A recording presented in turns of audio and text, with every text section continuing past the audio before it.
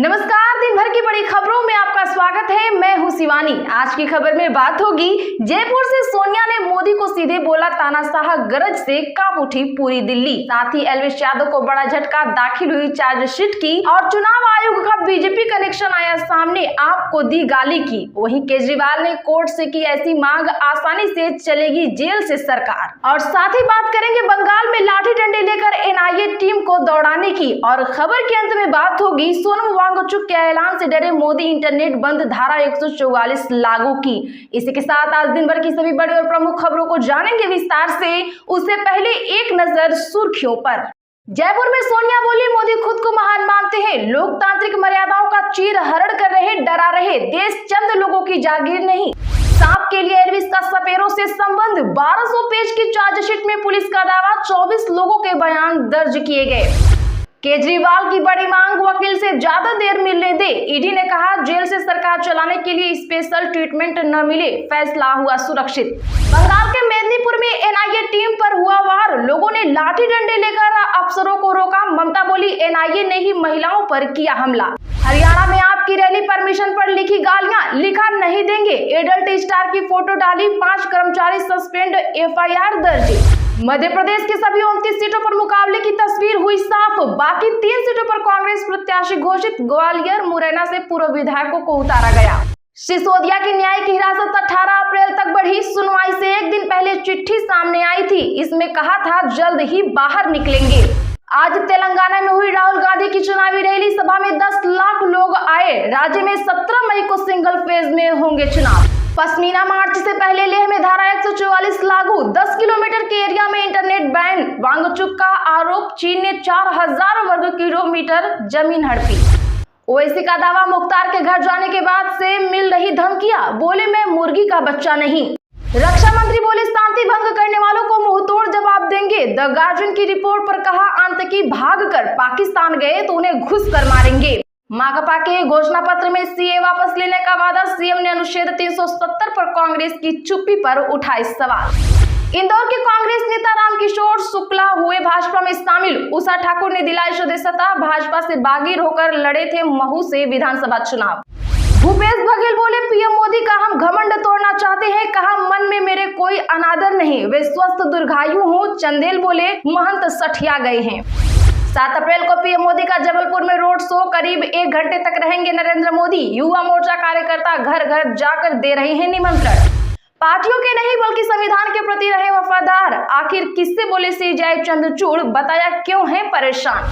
America police ने मुस्लिम महिलाओं का हिजाब उतरवाया। महिलाएं बोली शर्मिंदगी बयान नहीं कर सकती, अब मुआवजे में 145 करोड़ मिलेंगे। टूटा 30 सालों का रिश्ता, पूर्व मंत्री ने थाम लिया शिंदे का दामन, मुश्किल में उद्धव की शिवसेना। फडणवीस बोले बारामती में सुप्रिया सुनेत्रा नहीं, मोदी राहुल की लड़ाई, अब जनता तय करे उनके सांसद। विकास यात्रा में चलेंगे या विकास विहीन रैली में। छत्तीसगढ़ के नेता प्रतिपक्ष महंत पर एफआईआर, मोदी का सिर फोड़ने वाले विवादित बयान पर एक्शन। बीजेपी ने चुनाव आयोग में की थी शिकायत। चलिए अब जानते हैं बड़ी और प्रमुख खबरों को विस्तार से। उससे पहले वीडियो को एक लाइक जरूर कर दें।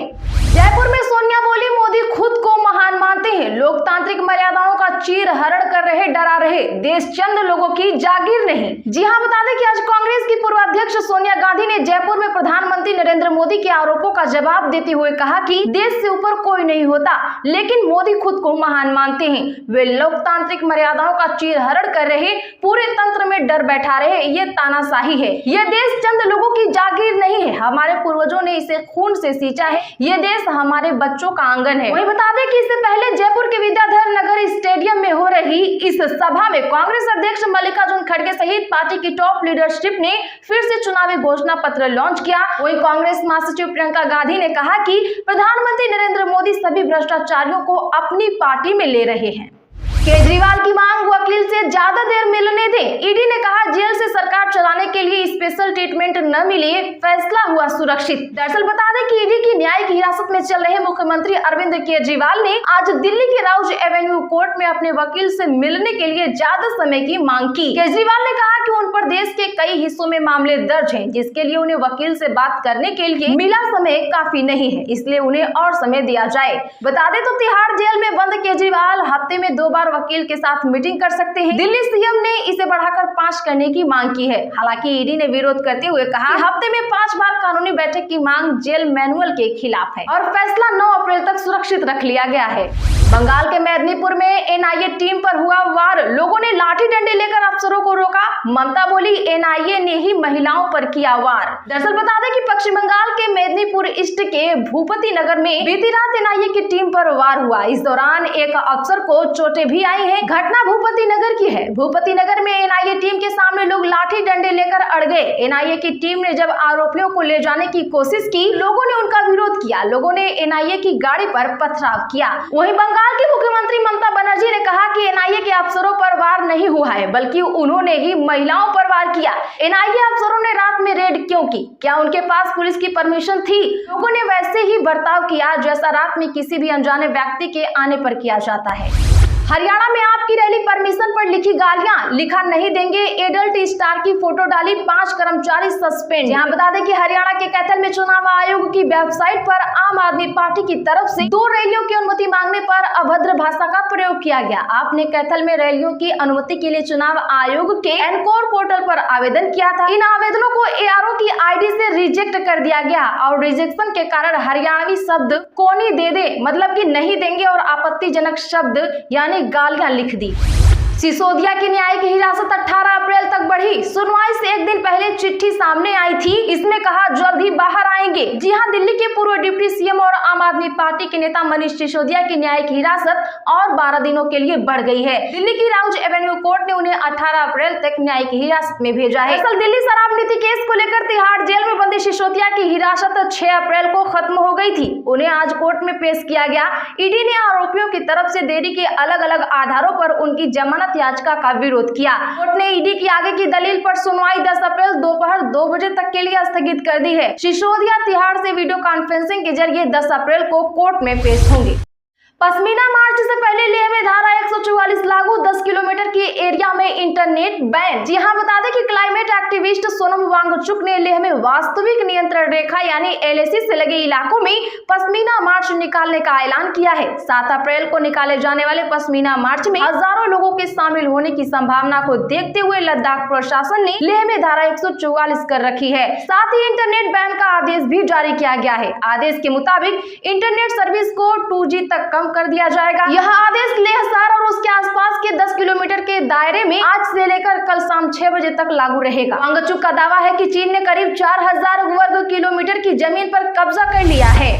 ओवैसी का दावा, मुख्तार के घर जाने के बाद से मिल रही मुझे धमकियां, बोले मैं मुर्गी का बच्चा नहीं। बता दें कि एआईएमआईएम पार्टी के मुखिया असदुद्दीन ओवैसी ने हैदराबाद में एक जनसभा के दौरान दावा किया कि जब से वह उत्तर प्रदेश में मुख्तार अंसारी के घर होकर आए हैं तब से उन्हें सोशल मीडिया पर मारने की धमकियां मिल रही हैं। ओवैसी ने कहा कि मैं जुनैद के घर भी गया था और अखलाक के घर भी गया था। जो लोग मुझे धमकियां दे रहे हैं उन्हें यह बात याद रखनी चाहिए कि मैं तभी मरूंगा जब मेरा वक्त आएगा, मैं डरने वाला नहीं हूँ। माकपा के घोषणा पत्र में सीए वापस लेने का वादा, भाजपा को नहीं मिलेंगी एक भी सीटें। बता दें कि केरल की सत्ताधारी पार्टी सीपीआईएम ने अपना घोषणा पत्र जारी कर दिया है। पार्टी के घोषणा पत्र को लेकर केरल के सीएम ने आज प्रेस कॉन्फ्रेंस आयोजित की। इस दौरान उन्होंने आर्टिकल 370 और सीए जैसे मुद्दे उठाए और इन पर कांग्रेस की चुप्पी पर गंभीर सवाल उठाए। सीएम विजयन ने दावा किया कि आगामी लोकसभा चुनाव में केरल की 20 लोकसभा सीटों में से भाजपा को एक भी जीत नहीं मिलेगी। पीएम के घोषणा पत्र में सीए हटाने का भी वादा किया गया है, जबकि कांग्रेस के घोषणा पत्र में इस मुद्दे पर पूरी तरह से चुप्पी है।